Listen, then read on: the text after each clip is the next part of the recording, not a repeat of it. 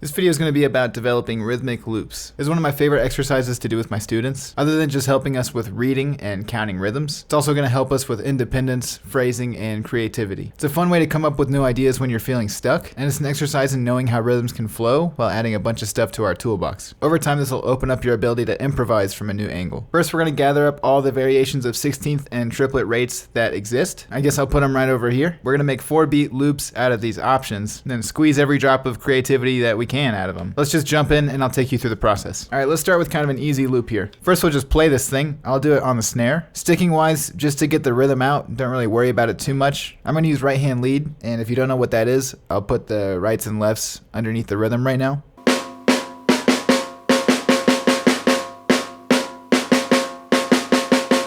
So once you can do that rhythm, we're just gonna throw it on the hi-hat, and then on beat 1 and 3, we'll put bass drum. Beat 2 and 4, we'll put snare drum.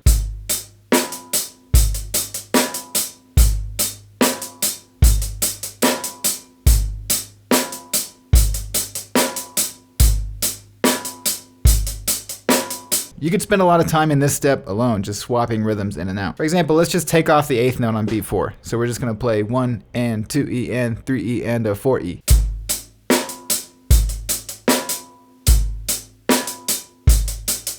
In this step, you could also change up the beat that you're doing on the drums. For example, I'll just make it a little bit more busy.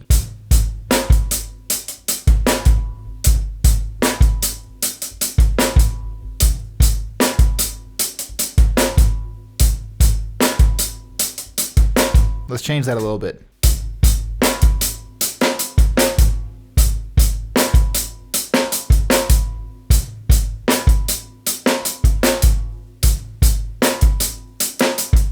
There's a lot you can do with this step too. All right, for this step, we're gonna just put 8th notes on the hi-hat and then fill out the rhythm on the bass and snare. I'm gonna put some examples together for you, but it's important to spend a lot of time on this step because you can develop a lot of really useful stuff.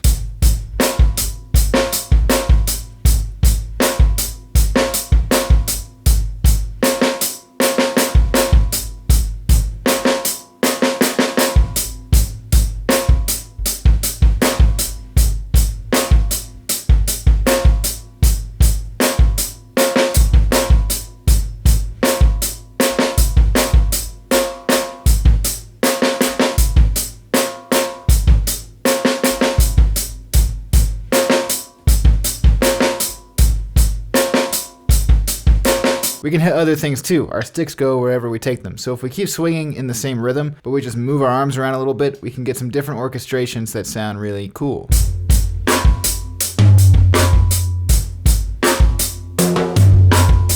You get the idea. Move your arms around when you start feeling real comfortable and see what happens. Now let's talk about some basic fills with this stuff. I could probably make a whole video on just the fills concept of this thing, so I'm just gonna cover it kind of briefly. Honestly, like a lot of the videos I've already made about fills, like my linear drumming video or the 16th note 3s or like using stick control around the drum set, all those things are kind of about the same thing. We're just playing rhythms around the drums. Sounds basic, but that's what it is. Here's the most basic way we can do this. I'm gonna play each beat around the drums. I have a snare and 2 toms. So on beat 3, maybe you can hit another drum, but I'm gonna hit not another drum because I don't have one. I'll put this fill inside of one of these beats that we just played.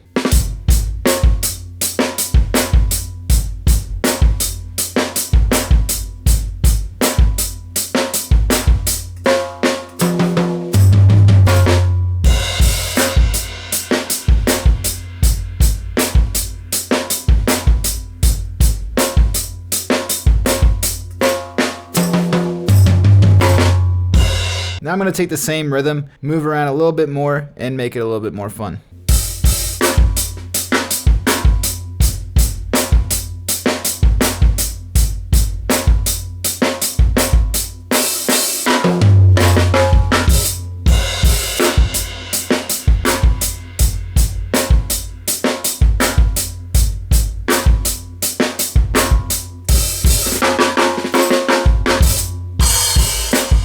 Again, that's the idea. There's so much that you can do with the fills. Use your ears. If something sounds cool, then keep doing it so you get used to it. If you don't like the sound of something, try to not do it again so you don't get stuck in the habit of accidentally always doing something you don't like. And there's so many parameters that you can adjust here. Like this is as basic as this exercise would get. But for example, in step 1, when I'm just playing the rhythm on the hi-hat and I'm playing basic bass and snare, we can incorporate opening the hi-hat. We can incorporate dynamics. When I start filling out the rhythm on my bass and snare, we can start taking things out of my right hand. I don't have to play eighth notes the whole time. I could play quarter notes, or I could play nothing, Or when we're playing the fills, we don't have to do 4 beats for a fill. We could do 1, 2, 3 beats. So I'm going to take you through this again, but much faster and with some different loops. Now that you know how each step works, I'm going to talk less. I'm just going to do it, and I'm going to put the music down here so you can follow along if you like.